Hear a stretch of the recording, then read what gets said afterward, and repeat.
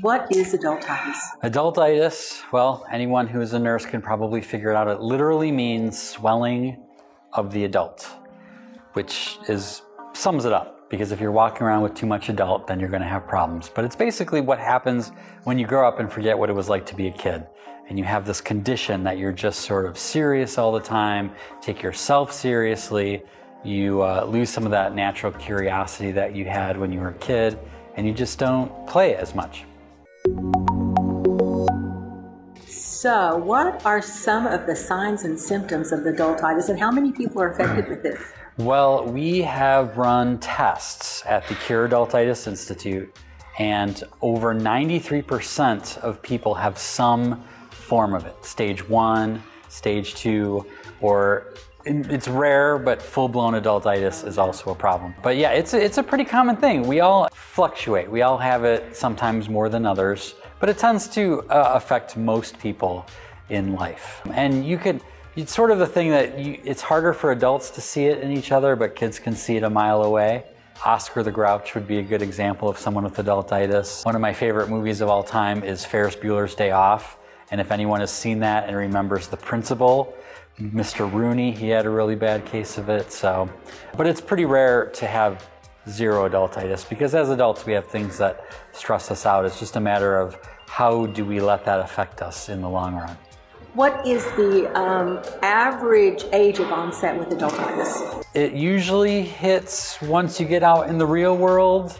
Once you get out of school, you get your first job, you get hit with rent and insurance and all the grown-up things. But my wife and I work together, and we've noticed that there is juvenile adultitis. So you see kids who are high achievers. They're involved in a lot of different extracurricular activities. They're pressured to do well on tests and grades to get into good colleges. Sometimes those kids forget what it was like to be a kid, and they're so focused on achievement. Sometimes it's a self-pressure, sometimes it's external, but it can really affect people at a pretty young age. So sometimes we might think that other adults in their lives, like their parents, may help with the onset of adultitis. Unfortunately, yeah, that can be the case. What are some of the starting symptoms? Well, if it's been a while since you've smiled or laughed or did something just for you, something fun, usually other people in your life will notice it in you before you do. So sometimes there'll be people dropping hints like, maybe you shouldn't take that so seriously, or let's not work extra today, let's go do something fun. And one thing that's kind of a challenge is people reserve, it's like you do the work and then you can have fun.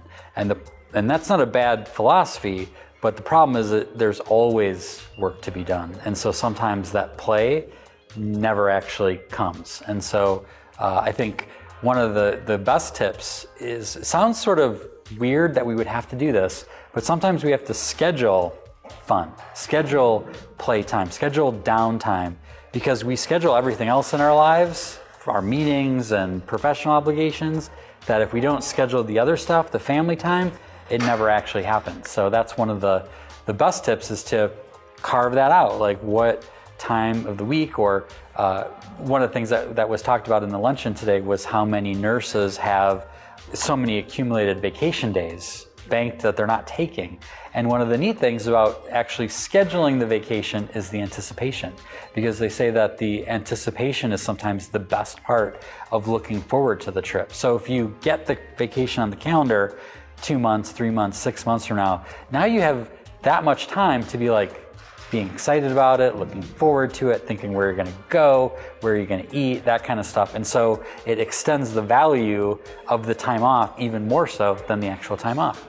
As long as you follow through. Yeah, right. And actually do it. That's book the non-refundable tickets. That's the key. Don't get called into work. Yes. You just learn how to say no. That's a hard one, especially for people who are natural-born caregivers, like nurses. What are some of the treatments then for adultitis? The idea of a secret hangout, secret hideout. So like superheroes, like Superman has Fortress of Solitude and Batman has a Bat Cave, but we all have somewhere that we go where time goes fast and stands still all at once. I don't know if you know what I mean, that idea like where you're just in the zone, that time flies, but you're just so present. And so for me, it's, as an artist, it's my studio. When I am painting, I'm in my happy place. My wife is walking in the woods by her house, getting involved in nature. For some people, it might be a craft room or a fishing boat or a golf course. And so planning those times into your day, into your week, is one of the best steps for fighting adultitis, to make sure that you have that time where you're treating yourself a little bit. Sounds like it's something you have to keep at. It is. You have to maintain. I always joke that I wish there was some sort of magic pill you could take and adultitis would be gone, but it's more of like maintaining a healthy diet, where I wish I could eat spinach one day, that's it, and then eat pizza for the rest of my life, and unfortunately it doesn't work that way.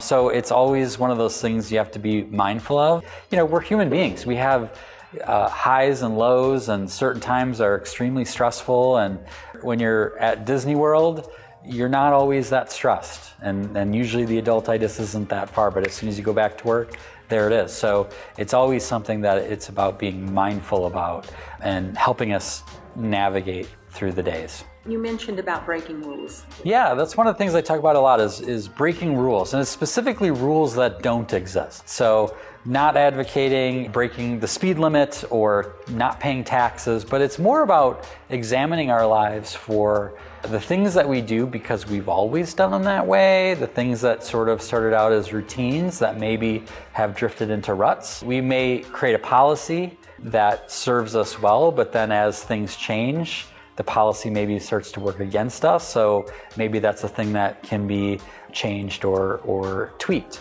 But it's more about the kind of the habits that we fall into and the things that limit us from living our best life. So eating dessert first is one, where like we were kids, we'd love to eat dessert first.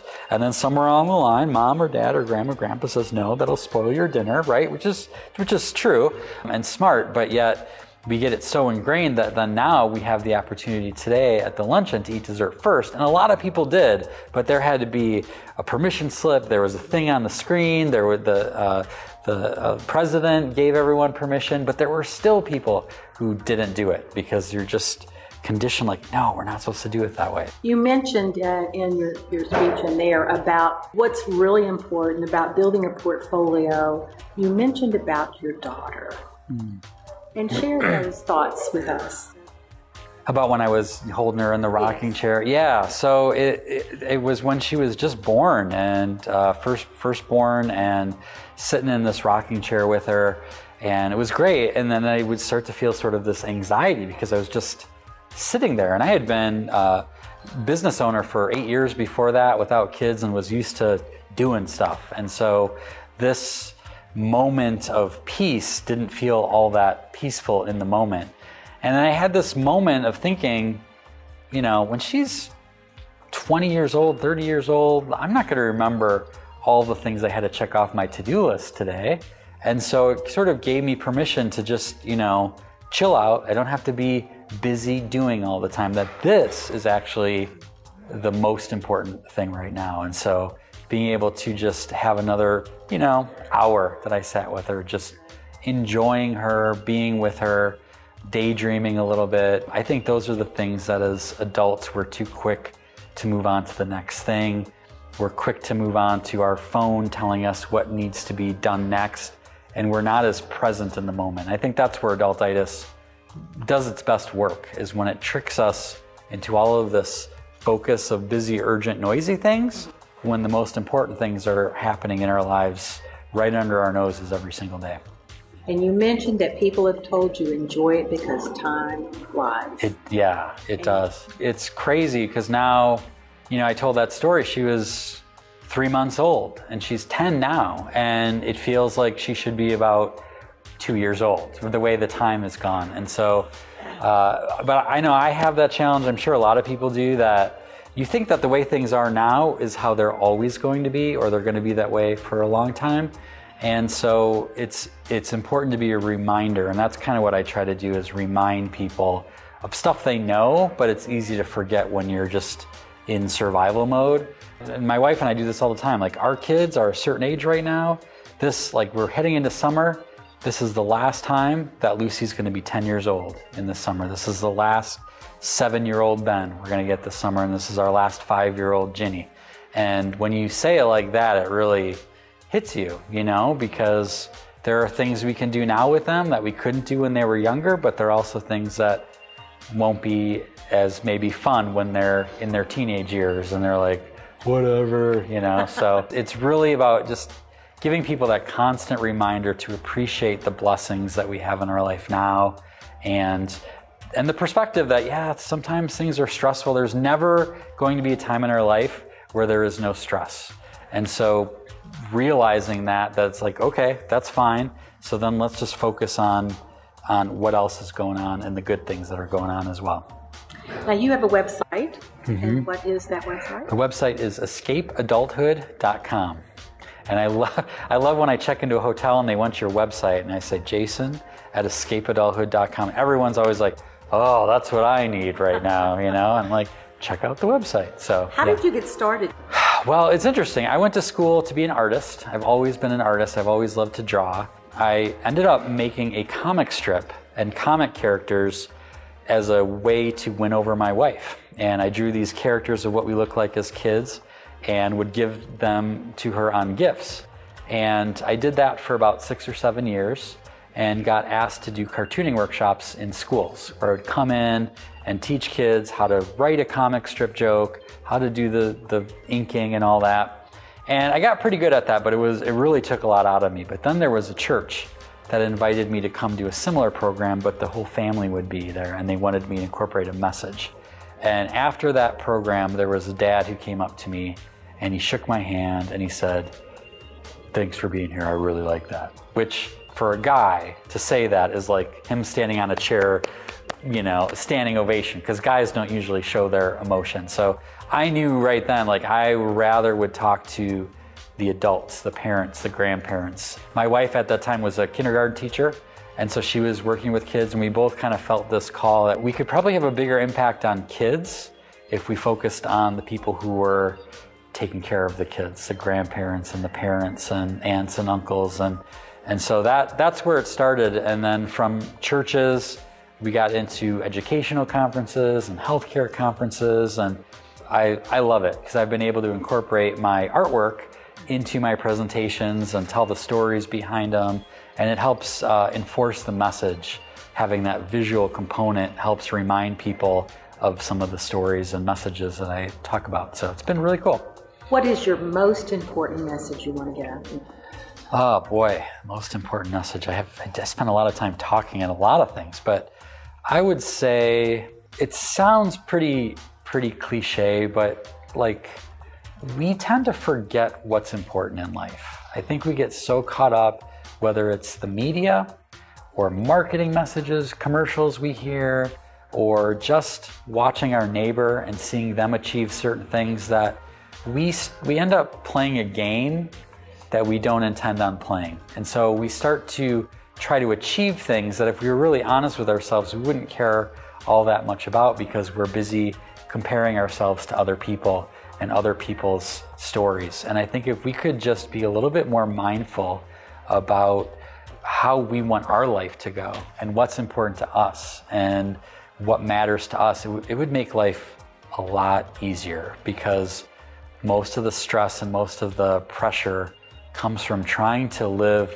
a story or play a game that really doesn't matter to us all that much. So for instance, like, as a speaker, I have colleagues who speak all over the place, and they may be on the road 200 days a year, and they might be bragging about all the different places they're going to.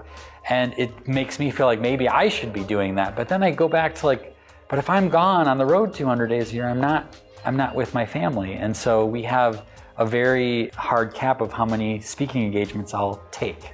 And that limits our income, that limits maybe some of the other accolades I could get, but it's the most important thing to us right now. We actually have in our contract a bedtime story discount, that if I can go do a speaking engagement and be back in time that day to do a bedtime story with my kids, it doesn't cost as much money as if I have to go on a plane and be gone for 3 days. So that's a long way of saying, I guess I just wish people were a little bit more mindful of how they wanted their life to go and make decisions based on that.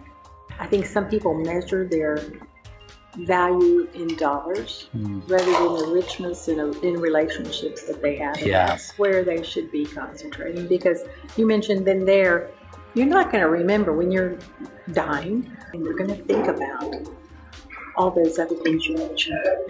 People. Yeah, it's really easy to get caught up in money, accolades, a job title, letters after your name, whatever that is, because you get rewarded for that. No one gives you a standing ovation for being a good parent. No one gives you a standing ovation for having a great relationship with your significant other. And so it's easy to chase kind of the other things that are a little bit more glitzy and glamorous. Being a good parent, building a great relationship takes a long time and a lot of effort. Your reward will come when your children get old enough to say, gee, thanks, Dad. I hope so. I can say that about my parents, that's for sure. I was very blessed. Well, before we go, tell us about your book. So this book is Penguins Can't Fly and 39 Other Rules That Don't Exist. So this was some of the collection that I put together of some of the more common rules that don't exist that we follow. And it was really meant to be a primer for people to start thinking about the ones in their own lives. But one of the things I love about it is, as an artist, of course, I have my artwork in it. So there's a lot of different artwork. And it's kind of another rule that's not in here is that only kids get the books with pictures. I think, why is that? Adults, we should have pictures in our books too. It's a fun little book, put a lot of heart and soul into it, and gotten some great feedback from it.